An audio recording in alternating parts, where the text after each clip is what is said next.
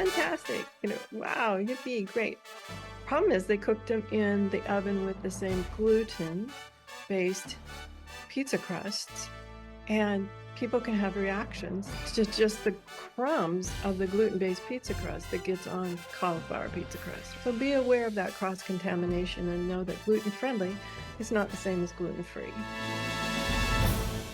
Cue music. Places, everybody places. We're starting in 3, 2. Welcome to the Autoimmune Hour, where we look at the rise of autoimmune disorders. I've brought together top experts that range from doctors, specialists, nutritionists, researchers, and even those recovering from autoimmune to bring you the latest, most up-to-date information about autoimmunity and how to live your life uninterrupted. Thank you for joining us here on the Autoimmune Hour with Sharon Sayler. Always seek sound legal, medical, and or professional advice regarding any problems, conditions, and any of the recommendations you see, hear, or read here on the Autoimmune Hour, Understanding Autoimmune, and Life Interrupted Radio. Join the Autoimmune Hour's Courage Club. Sign up now at understandingautoimmune.com.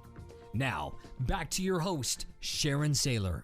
Welcome, everyone, to the Autoimmune Hour. I'm Sharon Sayler from SharonSayler.com, and it's my honor and pleasure to be with you here. And of course, understandingautoimmune.com is where you can find over 480 and counting episodes of the show. And I'm so thankful to be able to still be doing the show after a decade. I'm doing it today as a solo. No guest to interview today. We're just going to chat about travel and adventure and live your life regardless of your diagnosis, because I'm out traveling. By the time you see this, I'll be safe and sound at home. I just thought I have a few minutes here that I would quickly record some of the things that came to mind that when I travel before, I'll say, the virus. I used to travel quite a lot. And then, of course, we all had a great big hiatus there in the middle. And I'm back out traveling again, off and on, not as much as I was before, but still loving it. And there's a lot of things I've learned about traveling if you have an autoimmune condition or a chronic illness or disease. And I just want to first say you're not your diagnosis, and not to limit your life based on your diagnosis. I like to say survivor to thriver is where we're all at. However you define thriver is up to you. And to me, it's been incremental. I'd get, okay, this is better than that. Oh, I'm great. I'm a thriver here. What's the next step? What's the next baby step I can take to become even better, to increase my capacity to overcome certain things that are happening, whether it was changes to my diet, better sleep hygiene. I'll say better sleep. People often misunderstand the word sleep hygiene, but learning how to sleep better, stress reduction, understanding my autonomic nervous system, all sorts of things. And that has allowed me to continue the life that I want to lead, having adventures around the world. And that's really important to me. And if it's important to you, maybe you don't want around the world, you just want to be able to go up to the mountains or down to the coast, something like that. Here's some travel tips for you to consider. Some of what I'll be talking about is airlines and flights, but I think it applies to almost any kind of travel, actually. Most of my adventures tend to involve an airline. So a little bit of history there. So my first tip, my first thought is really plan ahead. Now, I am planning more since my diagnosis than I ever did before. Certainly not just throwing a backpack and away you go, okay? The first thing to do is talk to your doctor, make sure it's okay, then explain what you're going to do and what your plans are. And if they have any tips or tricks or help to getting you into tip-top shape before that travel date. And then while you're at the doctor's, get a letter from the doctor that states specifics about your diagnosis and your care routine. Because if, heaven forbid, something happens abroad and you need someone to better understand your condition, this doesn't have to be your whole medical file, but just certain things about you that are unique to you, maybe some allergies, or if you have specific conditions like maybe balance issues and somebody might think it's something else. You can just have your doctor describe some of the uniquenesses about you. And then also ask sometimes the prescriptions won't allow you to get larger bottles or smaller bottles. I like to get a little small bottle because I can always have that in reserve. So I always take extra of any prescription medications or supplements I have. Or a large bottle, sometimes if you're going to be gone a long time, you won't be able to get that prescription as easily. So judge how much medication you'll need and always take some extra. Little tip about medication and supplements, always take them in the original bottle. That way, whenever anybody wants to check your luggage, there's no question about what is this weird looking capsule or this weird looking pill, right? It's in the original bottle. You've got the prescription number or it's in the supplement bottle. So that's just a quick way to avoid any misunderstandings or mishaps there. Planned for extras. You never know. Some could get ruined. Who knows? You fall in the pool. Who knows? And so have plenty and have extras with you so you don't have to worry about finding it abroad. Also, any over-the-counter medications that you like, a lot of them are available worldwide, but oftentimes in different names. And you're like, I don't see what I'm looking for. So if you have over-the-counter products that you require, go ahead and take some of those with you as well. And plus, I also have a little first aid kit. I find that really important to take. And nowadays it contains a mask. It contains hand sanitizer. It actually contains gloves as well as tissues. Let's see, what else does it have in it? I should have brought it here with me right now. But just consider a first aid bag. It doesn't have to be fancy, doesn't have to be a lot, whatever it is that you feel you might need, because that saves time in trying to find something abroad. And like I said, oftentimes in foreign countries, the names are different than what we know them by. And so it's always important to have what you need and think ahead. Like that law about if you have it, you probably won't need it. And that's the best way to plan, I think. One time I took a trip to Europe, and this particular country, I don't know why I didn't know. I guess I didn't think about it. In hindsight, I probably knew, I just didn't think about it. But this particular country had a lot of stairs, a lot of steps, and a lot of cobblestone. And that took extra effort for me to do. I was prepared for the walking, but not prepared for all of those stairs. So that's another part of plan ahead with your doctor's help or your fitness expert or your physical therapist's help. Work out a routine that will keep you being able to go at the level that you want to go on your adventure. You can start months beforehand. And hey, a little bit of extra help that way never hurts to build up your strength. And so to keep those kinds of things in mind, like where am I going and what are some of the topography that I need to pay attention to. I had a friend that went to this is such an amazing trip. I haven't done it. I'm not sure I would, but I loved hearing about their trip. Went to the Himalayas and it was quite a trek. And they actually trained for 2 years, but they did do it. And they were so happy that they were able to train for 2 years to make it a successful adventure for them. One of the things about planning ahead also is research healthcare facilities. It's really helpful to know who and what is available to you and what you might need to take. And just understanding not every place you go will have the healthcare types of facilities you're used to, but know where they are and how you can get access to them. Also check with any insurance companies, whether it's your healthcare insurance or your travel insurance, how it works with healthcare issues, because it might be a pre-existing condition for some things. So it's really important to talk to experts in insurance and travel insurance and your medical insurance to see if your medical insurance is transportable with you on a trip, especially abroad. A lot of things to consider before you go, I know.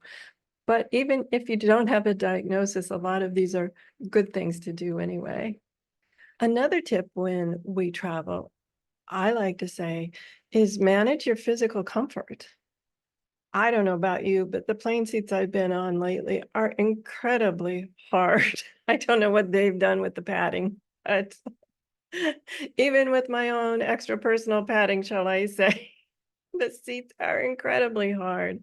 So whether it's a little blow up cushion that you want to take, or I oftentimes just travel with a towel, which is nice. And I just fold that up and sit on the towel. So it's dual purpose. I have a towel for my travels. If I don't have one, I can take to the beach, whatever it is I'm doing, as well as I can use it as a seat cushion. So plan ahead for your physical comfort. Also, whether you like the neck pillows, or there's so many types of things that just make you more comfortable. I travel with a great big embarrassing, my family and friends call it my airplane bathrobe. It's not. It's actually a real sweater, but it's big and bulky and has what I call a monk's hood, a really big hood. And what I love about it is, I don't know about you, but flying can get cold, especially if you're a window seat person. It can get cold. So I love this. It comes down midi length, which is about my calf length, and it's big. And the sleeves are quite long when they're unfolded. So I have built-in hand protectors. And if I just want to be left alone on a long flight, you know what? I'll tell the flight attendant ahead of time, because they're required. Believe it or not, most of them say they're required. Whether they are, who knows? But they say they're required to wake you when it's mealtime, so you don't get upset that you missed a meal. So I always tell the flight attendant, hey, I'm good. I'm not going to have your meal. Let me sleep through this. And I put my flying coat on. It's actually a sweater, like I said. My family's actually sometimes just, I don't know her, but it's okay, because it's about my physical comfort and getting to my destination in a happy mood and a happy body, happy mind, all of that good kind of stuff. Okay. And I throw that monk's hood over my head and it comes down to here, and I just snooze out and I stay nice and warm and toasty the whole time. And by the way, it's so big and bulky, it also can work as a seat cushion. Plan ahead for your own physical comfort. Now, I made a bunch of notes, so I'm just going to refer to my notes, because I've been, like I said, I've been traveling. And so whenever something came to mind, I made a note about it. So we talked about carry extra medication and the documentation of your medication. If it's some sort of, what do they call that? Not classified medicine, but prescriptions and things like that, that might need documentation that you are you and it is your medication. So make sure you have that with you. I think that's it for the pre-planning types of things. Take a note with you that has your emergency contact. And also, if you have or get one of those first aid bracelets, is always helpful, especially if you have allergies that are quite severe, or some other medical condition that's quite severe. Consider one of the first aid bracelets that they have. And I've seen some nowadays that look like jewelry, so just consider one of those as well. I think the important thing to consider is plan on the first 24 hours of your trip being at a much slower pace. Just let it go. Once you get to your destination, plan on another 24 hours just to recover, especially if you're traveling multiple time zones. You want to allow your body time to recover before you start on this grand adventure, because I know from firsthand experience that if you start out gung-ho, here we go, doing absolutely everything, at least for me, I ran out of gas. And I got so fatigued towards the end of a trip not too long ago that it really became difficult for me to enjoy the last couple of days, because I'd been going 125% from the beginning. Allow yourself some time to recover from the flight, the trip, however you got there, and just give yourself that space and grace to really be able to have the best trip possible and be able to take out the endurance part of it. So allow for the time zone changes and allow yourself plenty of time to sleep and recover. Stay hydrated. I know lots of travel modalities are incredibly dehydrating, so stay hydrated, and perhaps talk to your physician about whether electrolytes, or depending on the heat you're going into, if something like electrolytes or salts would be good for you. Certainly not good for everyone or recommended for everyone, but ask if where you're going, that kind of thing is important to know about. So staying hydrated is important from the get-go. Sometimes it's really hard when we travel to catch up on our hydration. And so if we keep it at an optimum level from the beginning, it's always helpful. I'm just going to check my notes here. Oh, yeah. Listen to your body. That's really important to me. Don't overlook it. Don't talk yourself out of it. If your body's feeling something, honor that. Give it what it needs, whether it's a couple of hours off or sitting in a park, enjoying bird song, whatever it is. So listen to your body and be grateful that it's talking to you and letting you know, hey, I want to do this adventure too, but I'm needing to some breath work or some meditation, some mindfulness work, something like that. Another thing to consider is depending on your condition, you might need some sort of mobility aid. Now, I do travel with a cane. I like it. It's wonderful. But a little quick story about traveling with a cane. I currently use one of those fold-up medical ones. And the reason I do is for the longest time, I didn't really want a cane. So I traveled with a walking stick, which is different than hiking poles. Looks more like a cane, really, but it's considered a hiking stick, a walking stick. Like I said, not those great big walking poles. And what was fascinating to me is it was confiscated one time. I wouldn't say confiscated. I had to go back and check it. And that was really weird because my bags had already been checked. So I had to check this cane, this walking stick, through as a piece of baggage. So you need to understand, I was like, okay, was that really worth it? The reason why this was so fascinating to me, they took off the tip on the end. Honestly, I didn't know the tip came off. They took off the tip at the end, and apparently on these hiking walking sticks, there is a tiny little screw, and a tiny, really tiny, like tiny, that I guess projects out if you're on rough land or something. I don't know. I don't use it for that. You guys might be screaming at me, but Sharon, it's used for this. I get it. I just don't know. I didn't know it was there. And apparently that's considered a weapon. Just telling you flat out, if you do want to use a mobility aid like a cane, make sure that it's a medically approved cane and not any sort of walking stick or hiking stick. That's just my story there. And if it's a big item like a wheelchair or sometimes the oxygen generators and things like that, contact the way you're going, whether it's a cruise ship or an airlines, whatever, and speak to them regarding their best way to travel with it. They'll have all sorts of ways and rules and regulations and tips and tricks to travel with mobility aids. Be sure and check with your airline so they have it on record that you're coming with a mobility aid. You don't have to with a cane, but something large like a wheelchair or oxygen generators, things like that. You'll contact the method of transportation and have them tell you how best to travel with it.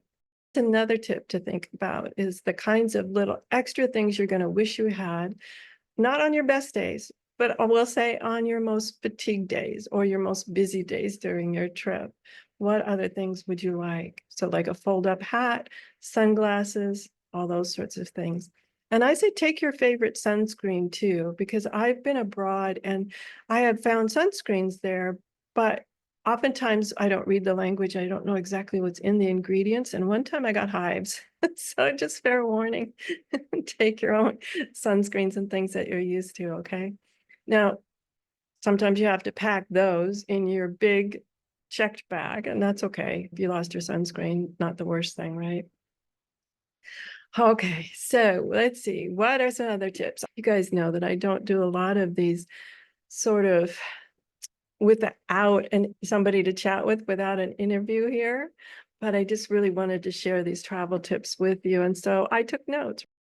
A favorite one of mine is stress management. I don't know about you, but from the minute I get up and get ready to go on the day of the travel, maybe the day or two before, my stress level skyrockets, and I really have to work to manage it so I don't get fatigued even before I walk out the door. And so I always have things in place that I like to do, checklists. I have friends and family that help me.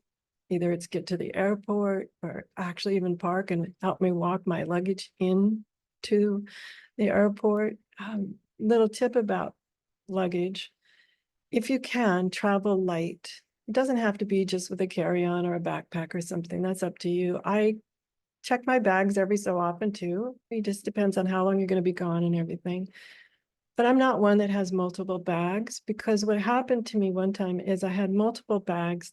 And when I got to my location, I didn't have anybody to help me with all those bags. And I really got extremely fatigued. And I know it sounds like what I was, but from the baggage claim out to where the taxis were, which was way away, I'm struggling with extra bags and they're heavy and I'm sweating and it's hot. And by the time I sat down in that taxi, I was just like, oh, forget this. One of the things you might want to do is travel with your own food. I like traveling with my own food, not only in my checked luggage, but when I carry it onto the plane, I do have dietary restrictions, and I have found that it's very difficult for a lot of different places to do dietary restrictions. So I carry my own food. A couple thoughts about that is oftentimes you'll see gluten-friendly. Gluten-friendly is not the same as gluten-free. Just a little note, if it isn't a big deal for you, gluten-friendly is good. But if you are needing to be gluten-free, understand that gluten-friendly is not gluten-free. Case in point was pizza. I found a place that had cauliflower crusts, right? I thought, oh, goody, oh, wonderful, I can eat a pizza. And lo and behold, they cook it in the same oven as they cook the flour, the gluten, the traditional pizza. And what happens is just even a minor amount of cross-contamination can really affect some people. So no, the gluten-friendly is not the same as gluten-free when we travel. And a lot of people don't understand allergies. So if you have a significant allergy, it's important to really advocate for yourself if you have an allergy. And of course, if you have allergies, always travel with EpiPens. They're very hard to get in certain locations. So always travel with your EpiPens if you have allergies and you know that's a necessity. Don't leave home without it. Another thing about traveling airlines and bringing my own food on the airlines is I learned early on to know that not to travel with real smelly food. So I'm thinking about things like broccoli, cauliflower, let's see, hard-boiled eggs, curries, certain foods that have really strong odors when you're at sea level or at your altitude, wherever you live, just is, for whatever reason, I don't know the science. Maybe if you know the science, you can put it in the comments. When you get at altitude, whatever that is, the smell of the food is amplified. And that's all you need to be doing is upsetting people for rows around you with the intense smell of the food that you've brought on board. It's a pretty crazy phenomenon. I was even surprised at hard-boiled eggs. I like to travel with those because they're a quick and easy protein that I can eat.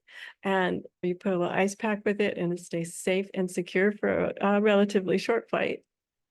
And the problem with them is, boy, do they off gas at altitude. So that's just a little reminder about your foods. And one of the things about foods also to consider, as we've been talking about concierge, is to check with them, or maybe even use a search engine to find specific restaurants or places you can buy your specialty foods that you need. And so always be aware of how much you're packing and travel as light as possible. And then also, if you can, I know it's an extra expense, but oftentimes I choose to forgo other expenses and make sure I have hired a driver at my location. You can find drivers, chauffeurs, whatever you want to call them. Depends on the location, what they're called. You can call your hotel or where you're staying. Or if you're going to a cruise, call the cruise line. Do they know of drivers that they recommend in the area? Plenty of ways to find a driver, but I like the drivers that actually come into baggage claim, help you get your bags out. And usually they're the ones with the little signs with your name on it. That's always cool too. But anyway, get yourself a driver. You'll be really happy you did. And the nice thing, for the majority of trips I've taken, regardless of where I've been, the drivers speak English enough that we can have quite a conversation. And I find about all sorts of interesting places to go and fun things to do that maybe weren't in the travel book. And some of the ones I'm thinking about going, perhaps they're going, maybe it was good 10 years ago, but I don't recommend it now. I'm like, what do you recommend? So that's another travel tip I do. I know it's an extra expense, but it's one of those things I really choose to do. I find it helpful. Quick little story about that. After I decided about hiring a driver, I was so thankful I did. I was headed to Beijing and the flight was delayed. It turned out to be a 14-hour flight, absolutely exhausted when I landed in Beijing. And it was 1:45 a.m. There was really I didn't see any taxis or anything like that available. And I was so thankful I had learned my lesson about hiring a driver, because although they did not wait for me, actually they had called in and realized my flight had been delayed. They showed up on time, even though it was the middle of the night, and they got me to my location. So I was so thankful that I had learned that lesson in a few trips previously. It was so worth it. I can't imagine trying to find my way to the hotel at 1:45 in the morning, anywhere, let alone Beijing, where I don't speak the language. Oh my goodness. The crazy stories we have on our adventures, right? Another thing is if you have any local contacts, or sometimes depending on how prepared you want to be, finding out the location or a phone number of your local embassy, or even if there is an embassy in the cities you're going to and where they're located. And you can always find out a lot of information from a concierge in your hotels, or sometimes if you're staying at hostels, depending on what you're doing, they often will be happy to provide you with all sorts of local things that you need to know, including medical facilities. One thought is your doctor could provide you with medical facilities, but they may not know people in other countries where urgent care is, or what urgent care is called, let alone where it is. So check in with the hotels or these other places where you might be staying and find out where are the medical facilities that you can use just in case of emergency. I know it sounds like a lot of pre-planning, but to me, it's important to know. While we're on the topic of talking to something like the concierge, et cetera, always check in about their accessibility. I have been in places in Europe where accessibility wasn't a priority. And while I'm thankful I don't need it, I do notice it. One place I went, the elevator was so small, it was myself and one bag, and that was it. I don't know how anybody in some sort of mobility device would have used it. And so it's really important to check wherever you're staying. Do not assume that other places, including in the States, your own local places where you're staying. I've had to go to the beach before and realize that, gosh, there's a limited number of accessibility rooms available, let alone having a lot of access to things. So it's important to ask those kinds of questions before you book a stay. And maybe your hotel does, but you might want to check, I've been planning on going to this museum or that museum. Are they accessible as well? Because a lot of times, as I said, on many of my travels, accessibility for the disabled is not a high priority, unfortunately. And I was mentioning about my drivers and how I love that they speak English. So it's also important to consider the language barriers that you might have. I suggest wherever you're going, learning a few basic words. Hello, where's the bathroom? Water, please. Some of those types of things. Where's my hotel? The name of your hotel. Being able to say some very simple things. And I have found that when I try to use the local language, most often people are extremely friendly and they try to reciprocate the friendliness and use, maybe it's their English is as good as my use of their language. And nowadays with our phones, there are many translation apps. I found them useful with a little asterisk or a caveat by it, because sometimes when I use my translation app, I structure my sentences for English, and that doesn't mean every other language is structured that same way. So like noun, verb type of thing.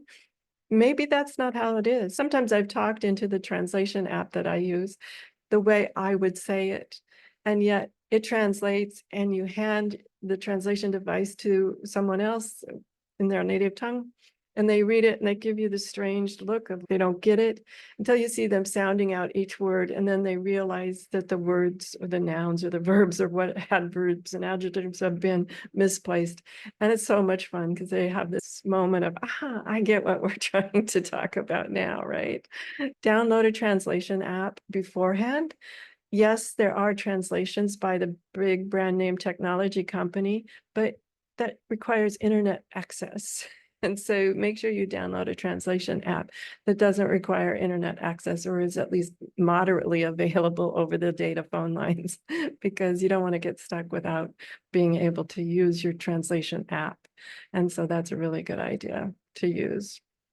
if you have some friends in other countries, and just ask them, hey, I'm coming your way. I have lots of friends abroad, and many times I'm saying, hey, I'm coming your way. Who do you suggest? What do you suggest? Where do you suggest? And oftentimes I end up having a lunch or a dinner with friends around the world. It's just so wonderful and so exciting. So take advantage of any local contacts you have. And it's easier today than ever to know people around the world. So surprising to me. So once you're there, it's important to get adequate sleep and make sure that you're comfortable. And not all places have AC. I like to carry a little portable rechargeable fan. It's always helpful. Sometimes to put on your nightstand and help you out that way. It's really important. One of the things that I find useful. And another thing I find useful is extra plastic bags. They don't have to be big ones. They can be the kind the produce come in, or they can be like the sealable kind, but you'll always be surprised is that sometimes you need those sorts of things. I've been so far out in the middle of nowhere that occasionally I've been asked to put my shoes in plastic bags just to keep other things out of them in the middle of the night. So it's important to just have those little things that don't take up a lot of space. But that's just a little tip off my top of my head, one of my little rabbit hole trips. We need to take a quick commercial break, and when we come back, we'll talk some more about some of the things I've learned traveling over all of these years and the things that I see different between traveling when you have a diagnosis of something long-term or chronic and when you don't. So we'll be right back. Welcome back, everyone, to the Autoimmune Hour. I'm Sharon Sayler, as I said before, and we've been talking about travel tips and hacks and what I've learned on trips while I have my diagnosis. I just went on thinking about the time that I actually had my shoes tied up in these little plastic bags to keep them safe overnight. Amazing. We're back to space and grace. Give yourself time to really unwind, breathe through it. Sometimes things will happen. There's all sorts of mishaps, miscommunications, timing. Sometimes somebody will be late, sometimes they'll be early. Who knows what happens? But just being able to go with the flow. And I always tell myself, oh, it's another adventure. It's just another adventure. Let's see where this one goes. Sometimes even just a deep breath and an exhale, a loud exhale. Drop your shoulders. You'll feel better. I don't know about you, but when I get stressed, my shoulders come up around my ears. So drop your shoulders and let it go.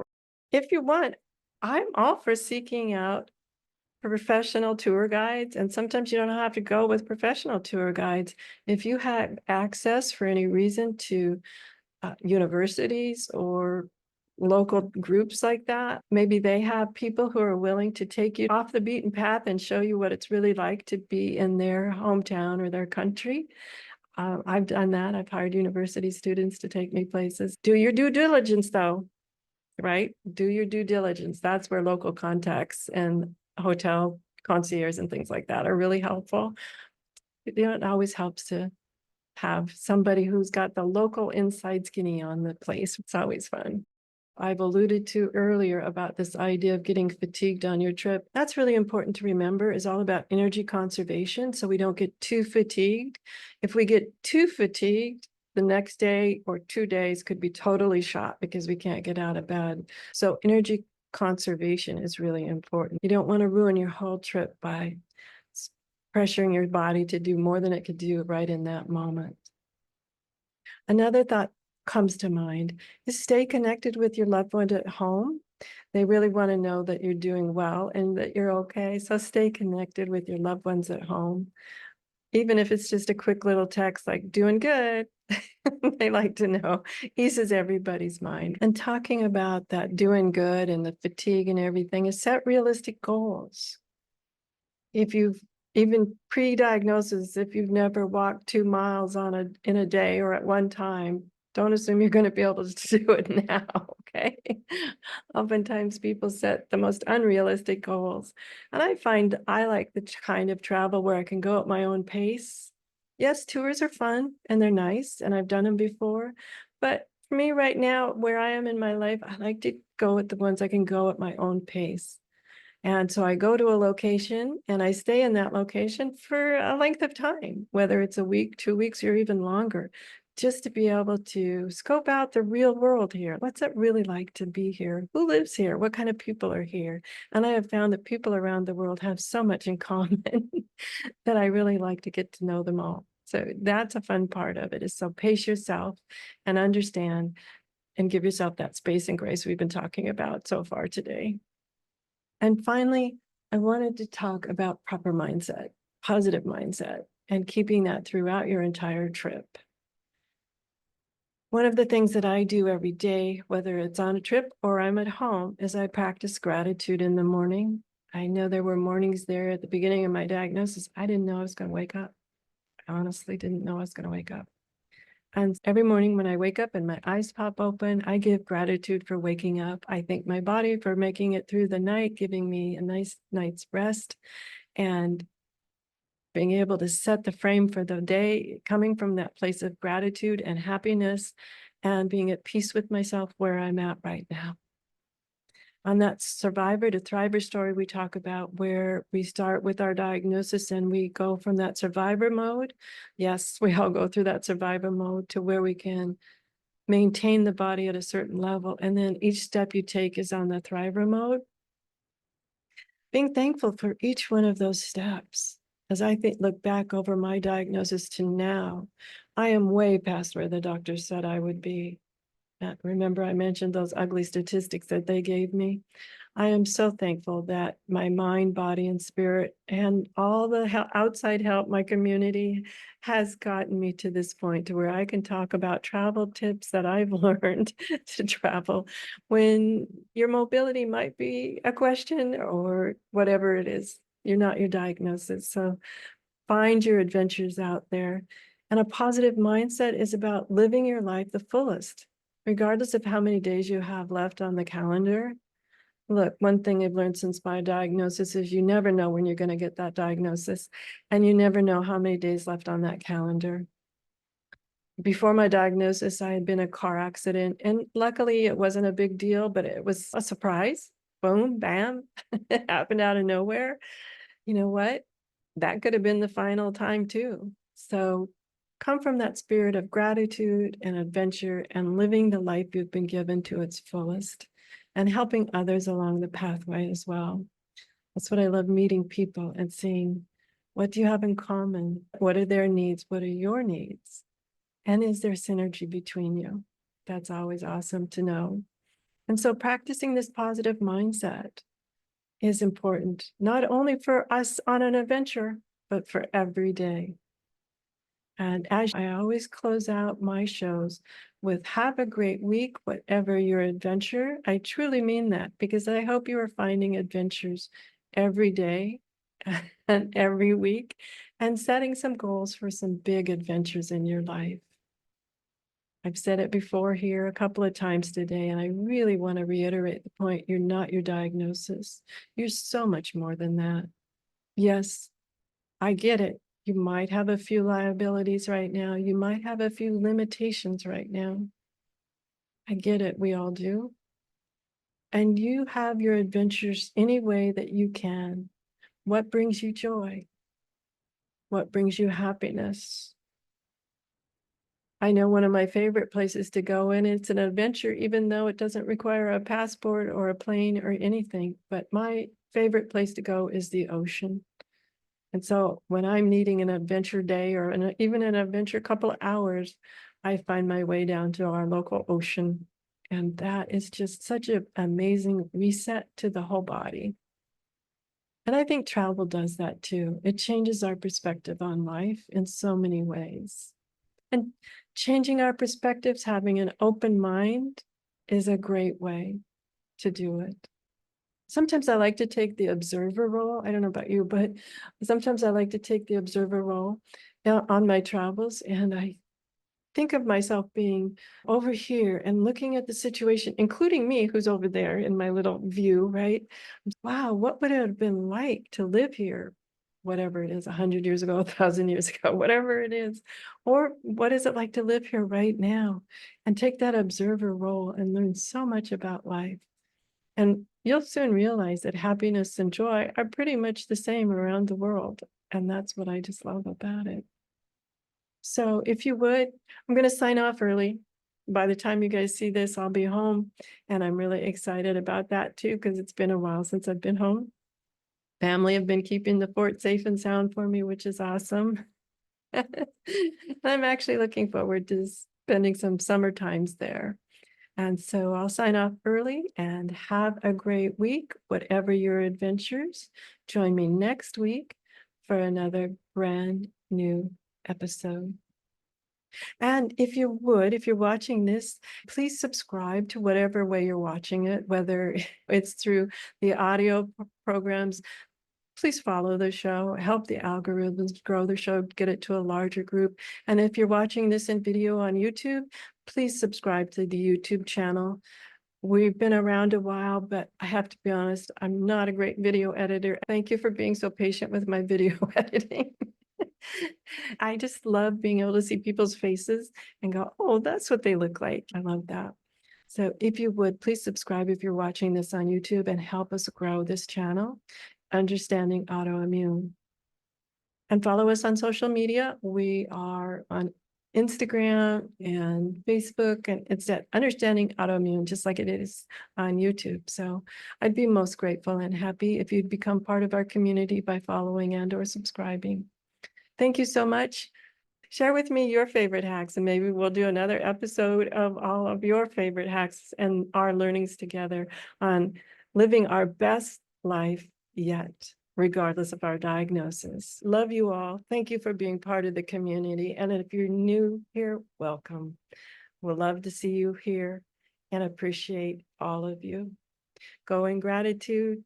See you soon. Enjoy. The information provided on the Autoimmune Hour, Understanding Autoimmune, and Life Interrupted Radio, including the websites understandingautoimmune.com and lifeinterruptedradio.com, plus social media, is for educational purposes only. What you read, hear, and see on the Autoimmune Hour, Understanding Autoimmune, and Life Interrupted Radio, and its websites, and other media outlets is based on experience only. The information should never be used for any legal, diagnostic, or treatment purposes.